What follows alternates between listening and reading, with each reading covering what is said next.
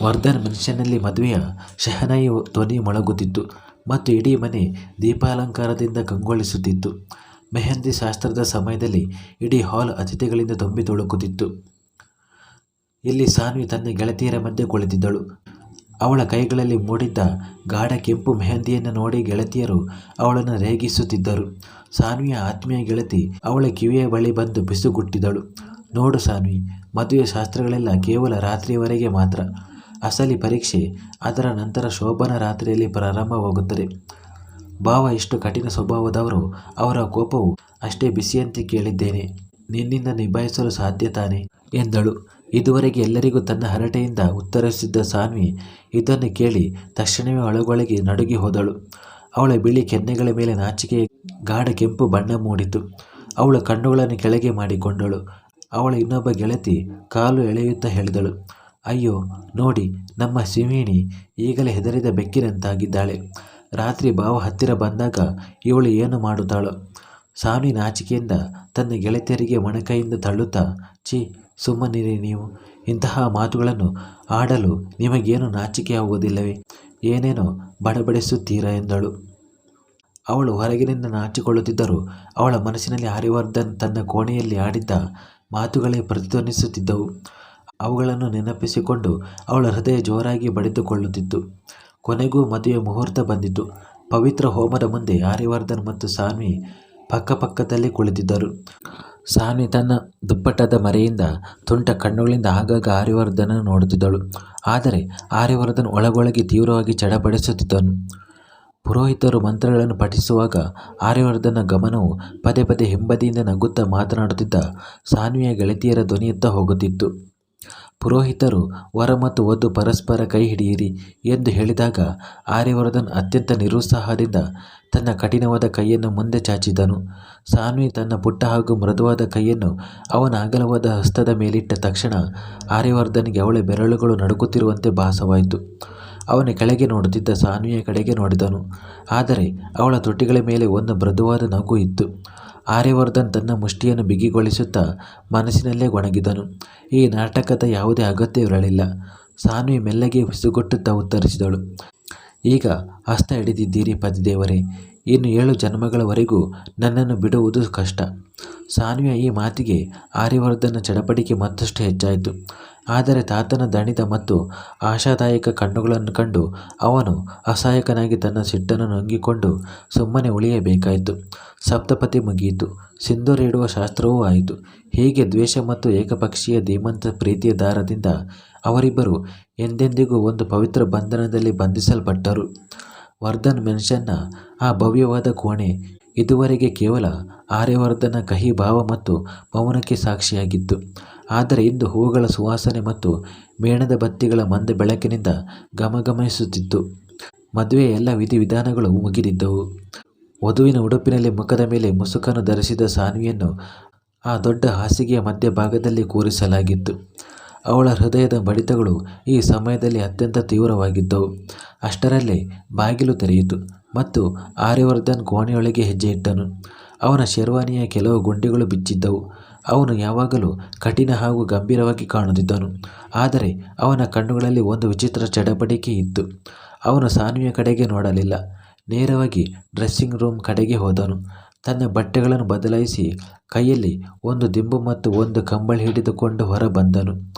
ಸಾನ್ವಿ ಇನ್ನೂ ಅದೇ ಭಂಗಿಯಲ್ಲಿ ಕುಳಿತಿದ್ದಳು. ಆ ರಾತ್ರಿಯ ಸಾಮೀಪ್ಯದಿಂದ ಹಾಗೂ ಸಾನ್ವಿಯ ಹತ್ತಿರ ಬರುವ ತೀವ್ರ ಭಾವನೆಗಳಿಂದ ತಪ್ಪಿಸಿಕೊಳ್ಳಲು ಅವನು ಅವಳಿಂದ ದೂರವಿದ್ದ ಸೋಫಾದ ಕಡೆಗೆ ಹೋಗಲಾರಂಭಿಸಿದನು. ಹಾಗಾದರೆ ನಿಜವಾಗಿಯೂ ಶೋಭನ ರಾತ್ರಿಯನ್ನು ಸೋಫಾದ ಮೇಲೆ ಕಳೆಯಲಿದ್ದೀರಾ ಮಿಸ್ಟರ್ ಆ್ಯಂಗ್ರಿ ಮ್ಯಾನ್? ಸಾನ್ವಿಯ ಕಿಲಕಿಲನೆ ನಗುವ ಧ್ವನಿ ಆ ನಿಶ್ಶಬ್ದವನ್ನು ಸೀಳಿತು. ಅವಳು ತನ್ನ ಮುಸುಕನ್ನು ತಾನೇ ಹಿಂದಕ್ಕೆ ಸರಿಸಿದಳು. ಭಾರೀ ಆಭರಣಗಳು ಮತ್ತು ಕೆಂಪು ವಧುವಿನ ಉಡುಪಿನಲ್ಲಿ ಅವಳ ಚಂದ್ರನಂತಹ ಮುಖ ಈ ಸಮಯದಲ್ಲಿ ಮತ್ತಷ್ಟು ಅತ್ಯಾಕರ್ಷಕವಾಗಿ ಕಾಣುತ್ತಿತ್ತು. ಆರ್ಯವರ್ಧನ್ ತಕ್ಷಣವೇ ಅವಳ ಆ ಮಾದಕ ಸೌಂದರ್ಯದಿಂದ ಕಣ್ಣು ತಪ್ಪಿಸತೊಡಗಿದನು ಮತ್ತು ಸೋಫಾದ ಮೇಲೆ ಕುಳಿತುಕೊಳ್ಳುತ್ತಾ ಕಠಿಣ ಧ್ವನಿಯಲ್ಲಿ ಹೇಳಿದನು, ನಾನು ನಿನಗೆ ಮೊದಲೇ ಹೇಳಿದ್ದೆ ಹುಡುಗಿ, ನನ್ನಿಂದ ಯಾವುದೇ ನಿರೀಕ್ಷೆಗಳನ್ನು ಇಟ್ಟುಕೊಳ್ಳಬೇಡ. ಈ ಹಾಸಿಗೆ ನಿನ್ನದು ಮತ್ತು ಈ ಸೋಫಾ ನನ್ನದು. ಸುಮ್ಮನೆ ಮಲಗಿಕೋ ಎಂದನು. ಅಯ್ಯೋ, ಆದರೆ ನನಗೆ ಒಬ್ಬಳೇ ಇರಲು ಹೆದರಿಕೆಯಾಗುತ್ತದೆ ಎಂದು ಸಾನ್ವಿ ಮುಗ್ಧ ಮುಖ ಮಾಡಿ ಹಾಸಿಗೆಯಿಂದ ಕೆಳಗಿಳಿದು ನೇರವಾಗಿ ಆರ್ಯವರ್ಧನ ಕಡೆಗೆ ನಡೆದಳು. ಅವಳ ಕಾಲುಗೆಜ್ಜೆಯ ನಾದ ಆರ್ಯವರ್ಧನ ಹೃದಯದ ಬಡಿತವನ್ನು ಹೆಚ್ಚಿಸತೊಡಗಿತು. ಸಾನ್ವಿ ಬೇಕೆಂದೇ ಅವನ ತೀರ ಹತ್ತಿರ ಸೋಫಾದ ಬಳಿಗೆ ಬಂದು ಕುಳಿತಳು. ಆರ್ಯವರ್ಧನ್ ಅವಳನ್ನು ದಿಟ್ಟಿಸಿ ನೋಡಿ ಸ್ವಲ್ಪ ಪಕ್ಕಕ್ಕೆ ಸರಿದನು. ಆದರೆ ಸಾನ್ವಿ ಮತ್ತಷ್ಟು ಅವನ ಹತ್ತಿರ ಬಂದಳು. ಅವಳು ಅವನನ್ನು ಇನ್ನಷ್ಟು ರೇಗಿಸುವ ಮತ್ತು ಕೆಣಕುವ ಮೂಡ್ನಲ್ಲಿದ್ದಳು. ಅವಳು ತನ್ನ ಮೃದುವಾದ ಬೆರಳುಗಳನ್ನು ಎತ್ತಿ ಆರ್ಯವರ್ಧನ್ನ ಕೆಂಡದಂತಹ ತುಟಿಗಳ ಮೇಲೆ ಹಗುರವಾಗಿ ಸವರಿದಳು. ಆರ್ಯವರ್ಧನ್ ಆಶ್ಚರ್ಯದಿಂದ ಅವಳನ್ನು ನೋಡಿದನು. ಆದರೆ ಸಾನ್ವಿ ನಿಲ್ಲಲಿಲ್ಲ. ಅವಳು ಕೆಳಗೆ ಬಾಗಿ ಅವನ ಕುರ್ತದ ಗೊಂಡೆಗಳೊಂದಿಗೆ ಆಟವಾಡಲು ಪ್ರಾರಂಭಿಸಿದಳು. ಈ ಅಪರಿಚಿತ ಸ್ಪರ್ಶದ ಅನುಭವದಿಂದ ಆರ್ಯವರ್ಧನ್ನ ಇಡೀ ದೇಹವು ತೀವ್ರ ಭಾವನೆಗಳಿಂದ ತುಂಬಿ ಹೋಯಿತು. ಅವನು ತನ್ನನ್ನು ನಿಯಂತ್ರಿಸಿಕೊಳ್ಳಲು ಸಾಧ್ಯವಿರುವ ಎಲ್ಲ ಪ್ರಯತ್ನಗಳನ್ನು ಮಾಡಿದನು. ತನ್ನ ಭಾವನೆಗಳನ್ನು ಹತೋಟಿಗೆ ತರುತ್ತಾ ಅವನು ಸಾನ್ವಿಯನ್ನು ತನ್ನಿಂದ ದೂರ ತಳ್ಳಲು ಬಯಸಿ ಕಠಿಣ ಧ್ವನಿಯಲ್ಲಿ ಹೇಳಿದನು, ಸಾನ್ವಿ, ದೂರ ಹೋಗು ಎಂದು. ಆದರೆ ಸಾನ್ವಿ ತನ್ನ ದೊಡ್ಡ ಕಣ್ಣುಗಳನ್ನು ಎತ್ತಿ ಮುಖ ಮುನಿಸಿಕೊಂಡು ಹೇಳಿದಳು, ಹೋಗುವುದಿಲ್ಲ. ಇನ್ನು ಮುಂದೆ ನೀವು ಎಲ್ಲಿ ಮಲಗುತ್ತೀರೋ ನಾನು ಅಲ್ಲಿಯೇ ಮಲಗುತ್ತೇನೆ, ಏಕೆಂದರೆ ರಾತ್ರಿಯಲ್ಲಿ ನನಗೆ ಭಯವಾಗುತ್ತದೆ ಎಂದು ಹೇಳಿದಳು. ಆರ್ಯವರ್ಧನ್ ತನ್ನ ಹುಬ್ಬುಗಳನ್ನು ಮುರಿದು ವ್ಯಂಗ್ಯವಾಗಿ ಕೇಳಿದನು, ಹೌದೇ? ಹಾಗಾದರೆ ಮದುವೆಗೆ ಮುಂಚೆ ನೀನು ಯಾರ ಜೊತೆ ಮಲಗುತ್ತಿದ್ದೆ ಎಂದನು. ಅಯ್ಯೋ, ಆಗ ನಾನು ಅಂಕಿತಾಳ ಜೊತೆ ಮಲಗುತ್ತಿದ್ದೆ ಎಂದು ಸಾನ್ವಿ ಆರ್ಯವರ್ಧನ ತಂಗಿಯ ಹೆಸರನ್ನು ಹೇಳುತ್ತಾ ಅತ್ಯಂತ ಮುಗ್ಧತೆಯಿಂದ ನುಡಿದಳು. ನಂತರ ಅವಳು ಆರ್ಯವರ್ಧನ ಮುಖಕ್ಕೆ ಇನ್ನೂ ಹತ್ತಿರ ಬಂದು ಅವನ ಕಣ್ಣುಗಳನ್ನು ನೇರವಾಗಿ ದಿಟ್ಟಿಸುತ್ತಾ ಕೇಳಿದಳು, ಅಂದಹಾಗೆ ಒಂದು ವಿಷಯ ಹೇಳಿ, ನೀವು ನನ್ನೊಂದಿಗೆ ಮಲಗಲು ಏಕೆ ಇಷ್ಟಪಡುವುದಿಲ್ಲ? ನಿಮಗೇನಾದರೂ ನನ್ನನ್ನು ಕಂಡು ಭಯವೇ ಎಂದಳು. ನನಗೆ ನಿನ್ನನ್ನು ಕಂಡು ಹೆದರಿಕೆ ಇಲ್ಲ ಹುಡುಗಿ. ಆರ್ಯವರ್ಧನ್ ಗಂಟಲು ಒಣಗಿಸಿಕೊಂಡನು. ಸಾನ್ವಿಯ ಸಾಮೀಪ್ಯದಿಂದಾಗಿ ಅವನ ಎದೆ ವೇಗವಾಗಿ ಏರಿಳಿಯುತ್ತಿತ್ತು. ಅವನು ತನ್ನ ಗಂಭೀರ ಹಾಗೂ ಭಾರವಾದ ಧ್ವನಿಯಲ್ಲಿ ಹೇಳಿದನು, ಬದಲಿಗೆ ನೀನು ನನ್ನ ಹತ್ತಿರ ಬಂದ ನಂತರ ಹೊತ್ತಿಕೊಳ್ಳುವ ಆ ಬೆಂಕಿಯ ಬಗ್ಗೆ ನನಗೆ ಭಯವಿದೆ. ಅದಕ್ಕೆ ಹೇಳುತ್ತಿದ್ದೇನೆ, ನನ್ನಿಂದ ದೂರವಿರು. ಮೊದಲನೆಯದಾಗಿ ನೀವು ನನ್ನನ್ನು ಪದೇ ಪದೇ ಹುಡುಗಿ ಎಂದು ಹೇಗೆ ಕರೆಯುತ್ತಿದ್ದೀರಾ? ನನ್ನ ಹೆಸರು ಸಾನ್ವಿ. ಇನ್ನು ಎರಡನೆಯದಾಗಿ ನಾನು ನಿಮ್ಮಿಂದ ದೂರ ಏಕೆ ಇರಬೇಕು? ನಮ್ಮ ಮದುವೆಯಾಗಿದೆ ಮತ್ತು ಮದುವೆಯ ನಂತರ ಶೋಭಾನ ರಾತ್ರಿ ಇರುತ್ತದಲ್ಲವೇ? ಸಾನ್ವಿ ತನ್ನ ದೊಡ್ಡ ದೊಡ್ಡ ಕಣ್ಣುಗಳಲ್ಲಿ ಅಪಾರ ಮುಗ್ಧತೆಯನ್ನು ತುಂಬಿಕೊಂಡು ಹೇಳಿ ಮತ್ತೊಂದು ಇಂಚು ಅವನ ಹತ್ತಿರ ಸರಿದಳು. ಅವಳ ಶ್ವಾಸದ ಸುವಾಸನೆ ಆರ್ಯವರ್ಧನ ಮುಖದ ಮೇಲೆ ಹರಡಲಾರಂಭಿಸಿತು. ಅವನ ಉರಿಯುತ್ತಿರುವ ಕಣ್ಣುಗಳು ಸಾನ್ವಿಯ ಇಡೀ ಅಸ್ತಿತ್ವದ ಮೇಲೆ ಬಂದು ನೆಲೆಸಿದವು.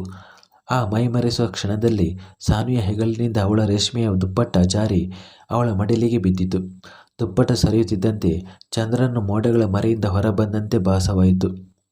ಈ ಸಮಯದಲ್ಲಿ ಅವಳು ಕೇವಲ ಕಸೂತಿ ಕೆಲಸವಿರುವ ಸಣ್ಣದಾದ ಸೂಕ್ಷ್ಮವಾದ ಬ್ಲೌಸ್ ಧರಿಸಿದ್ದಳು. ಅದು ಅವಳ ತಾರುಣ್ಯದ ಸೌಂದರ್ಯವನ್ನು ಮತ್ತು ಸುಂದರವಾದ ಲಾವಣ್ಯಮಯ ದೇಹವನ್ನು ಸಂಪೂರ್ಣವಾಗಿ ಮುಕ್ತಗೊಳಿಸಿತ್ತು.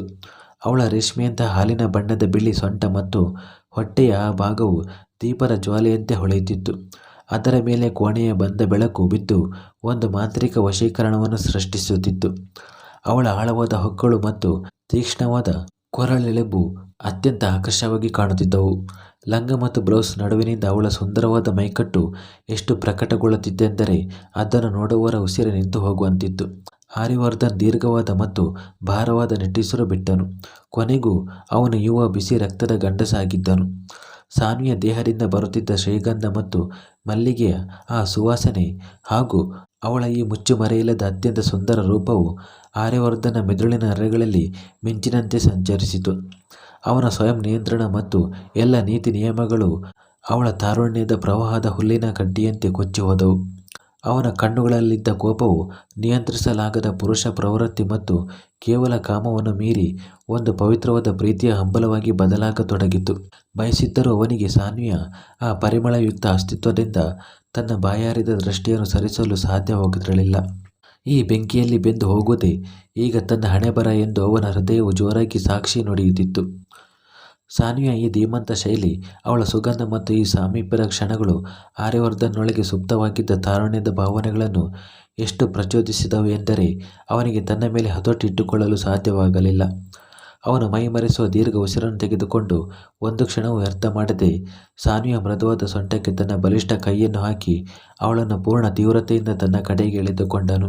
ಸಾನ್ವಿ ನೇರವಾಗಿ ಅವನ ಅಗಲವಾದ ಎದೆಗೆ ಬಂದು ಅಪ್ಪಳಿಸಿದಳು. ಆರ್ಯವರ್ಧನ್ನ ಉರಿಯುತ್ತಿರುವ ಮತ್ತು ಹುಚ್ಚು ಪ್ರೀತಿಯ ಕಣ್ಣುಗಳು ಸಾನ್ವಿಯ ಮುಖದ ಮೇಲೆ ನೆಲೆಸಿದವು. ಸಾನ್ವಿಯ ಸೊಂಟದ ಮೇಲಿನ ಅವನ ಬೆರಳುಗಳ ಹಿಡಿತ ಎಷ್ಟು ಬಿಗಿಯಾಗಿತ್ತೆಂದರೆ ಸಾನ್ವಿಯ ಉಸಿರ ನಿಂತು ಹೋದಂತಾಯಿತು. ನೀನೇ ಸ್ವತಃ ಬೆಂಕಿಯೊಂದಿಗೆ ಆಟವಾಡಲು ಹಠ ಹಿಡಿದಿದ್ದೀಯ ಸಾನ್ವಿ. ಆರ್ಯವರ್ಧನ ಧ್ವನಿ ಈಗ ಕಠಿಣವಾಗಿರಲಿಲ್ಲ. ಬದಲಿಗೆ ಆಳವಾದ ಜಿದ್ದಿನಿಂದ ತುಂಬಿದ ಭಾರವಾದ ಗರ್ಜನೆಯಂತೆ ಬದಲಾಗಿತ್ತು. ಈಗ ಈ ಬೆಂಕಿಯಲ್ಲಿ ಬೆಂದು ಹೋದರೆ ನನ್ನ ಬಳಿ ದೂರು ಹೇಳಬೇಡ ಎಂದನು. ಸಾನ್ವಿಯ ಮುಖದ ಮೇಲೆ ಮತ್ತೆ ಅದೇ ತುಂಟತನದ ಕೆಂಪು ಬಣ್ಣ ಮೂಡಿತು. ಆದರೆ ಈ ಬಾರಿ ಅವಳ ಕಣ್ಣುಗಳಲ್ಲಿ ತನ್ನ ಆಂಗ್ರಿ ಮ್ಯಾನ್ನನ್ನು ಕರಗಿಸಿದ ಗೆಲುವಿನ ಹೊಳಪು ಇತ್ತು. ಆರ್ಯವರ್ಧನ್ ಒಂದು ಕ್ಷಣವೂ ತನ್ನ ಹಿಡಿತವನ್ನು ಸಡಿಲಗೊಳಿಸಲಿಲ್ಲ. ಅವನು ಅತ್ಯಂತ ಸಹಜ ಹಾಗೂ ಮಾದಕ ನಡಿಗೆಯಲ್ಲಿ ಸಾನ್ವಿಯನ್ನು ತನ್ನ ಬಲಿಷ್ಠ ಭಾವಗಳಲ್ಲಿ ಎತ್ತಿಕೊಂಡನು. ಸಾನ್ವಿಯ ಲಂಗದ ಅಂಚು ಮತ್ತು ಅವಳ ಕಾಲುಗೆಜ್ಜೆಗಳು ಗಾಳಿಯಲ್ಲಿ ನಾದ ಮೂಡಿಸಿದವು. ಆರ್ಯವರ್ಧನ್ನ ಭಾರವಾದ ಹೆಜ್ಜೆಗಳು ಹಾಸಿಗೆಯ ಕಡೆಗೆ ಸಾಗಿದವು. ಅವನು ಸಾನ್ವಿಯನ್ನು ಹೂಗಳಿಂದ ಅಲಂಕರಿಸಲ್ಪಟ್ಟ ಆ ವಿಶಾಲವಾದ ಹಾಸಿಗೆಯ ಮೇಲೆ ಅತ್ಯಂತ ಮೃದುವಾಗಿ ಮಲಗಿಸಿದನು. ಸಾನ್ವಿಯನ್ನು ಹಾಸಿಗೆಯ ಮೇಲೆ ಬಿಟ್ಟು ಅವನು ಸ್ವಲ್ಪ ಹಿಂದೆ ಸರಿದನು. ತನ್ನ ಕೆಂಡದಂತಹ ಕೆಂಪು ಕಣ್ಣುಗಳನ್ನು ಅವಳ ಮೇಲೆ ನೆಟ್ಟು ತನ್ನ ಕುರ್ತಾದ ಗೊಂಡೆಗಳನ್ನು ಒಂದೊಂದಾಗಿ ಬಿಚ್ಚಿ ತನ್ನ ಕುರ್ತವನ್ನು ತನ್ನ ದೇಹದಿಂದ ಬೇರ್ಪಡಿಸಿದನು. ಈಗ ಸಾನ್ವಿಯ ಉಸಿರಾಟ ನಿಜವಾಗಿಯೂ ವೇಗವಾಗಲಾರಂಭಿಸಿತು.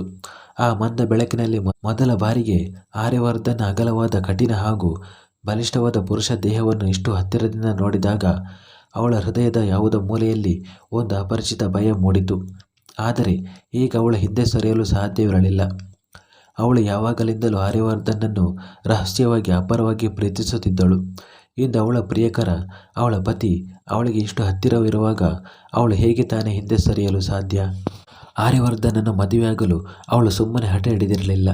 ಈ ಕಠಿಣ ಮತ್ತು ಕೋಪಿಷ್ಟ ಮುಖವಾಡದ ಹಿಂದೆ ಆರ್ಯವರ್ಧನ್ ಕೂಡ ಎಲ್ಲೋ ಒಂದು ಕಡೆ ತನ್ನನ್ನು ಪ್ರೀತಿಸುತ್ತಾನೆ, ತನ್ನ ಬಗ್ಗೆ ಕಾಳಜಿ ವಹಿಸುತ್ತಾನೆಂಬುದು ಅವಳಿಗೆ ಚೆನ್ನಾಗಿ ತಿಳಿದಿತ್ತು. ಎಷ್ಟೋ ಬಾರಿ ಅವಳು ಆರ್ಯವರ್ಧನ್ನ ಕಣ್ಣುಗಳಲ್ಲಿ ತನಗಾಗಿ ಆ ವಿಶೇಷ ಹೊಳಪನ್ನು ಮತ್ತು ಕಾಳಜಿಯನ್ನು ಕಂಡಿದ್ದಳು. ಸಾನ್ವಿಗೆ ಸಣ್ಣದೊಂದು ಗಾಯವಾದರೂ ಅಥವಾ ತೊಂದರೆಯಾದರೂ ಆರ್ಯವರ್ಧನ್ ಅವಳಿಗಿಂತ ಹೆಚ್ಚು ಚಡಪಡಿಸುತ್ತಿದ್ದನು. ಆದರೆ ಅವನು ಎಂದಿಗೂ ತನ್ನ ಭಾವನೆಗಳನ್ನು ವ್ಯಕ್ತಪಡಿಸುತ್ತಿರಲಿಲ್ಲ ಅಷ್ಟೇ. ಪ್ರೀತಿಸುತ್ತಿದ್ದರೂ ಅವನು ತನ್ನಿಂದ ಏಕೆ ದೂರವಿರುತ್ತಾನೆ ಎಂಬ ಈ ಒಂದೇ ವಿಷಯವನ್ನು ತಿಳಿಯಲು ಸಾನ್ವಿ ಬಯಸಿದ್ದಳು. ಆದರೆ ಈ ಸಮಯದಲ್ಲಿ ಆರ್ಯವರ್ಧನ್ ನಿಜವಾಗಿಯೂ ಎಲ್ಲ ಅಂತರವನ್ನು ಅಳಿಸಿ ಅವಳೊಂದಿಗೆ ದಾಂಪತ್ಯವನ್ನು ಬೆಳೆಸಲು ಮುಂದೆ ಬಂದಾಗ ಸಾನ್ವಿಯ ಮುಗ್ಧ ಮುಖದಲ್ಲಿ ಮೊದಲ ಬಾರಿಗೆ ಗಾಬರಿ ಮತ್ತು ಭಯದ ಸ್ಪಷ್ಟ ಗೆರೆಗಳು ಮೂಡಲಾರಂಭಿಸಿದವು. ಸಾನ್ವಿಯ ಈ ಬದಲಾದ ರೂಪ ಮತ್ತು ಭಯವನ್ನು ಅರಿತುಕೊಂಡ ತಕ್ಷಣ ಆರ್ಯವರ್ಧನ ತುಟಿಗಳ ಮೇಲೆ ಲಘುವಾದ ವ್ಯಂಗ್ಯದ ನಗು ಮೂಡಿತು. ಆದರೆ ಈಗ ಅವನ ಕಣ್ಣುಗಳಲ್ಲಿ ನಿರಾಕರಣೆ ಇರಲಿಲ್ಲ.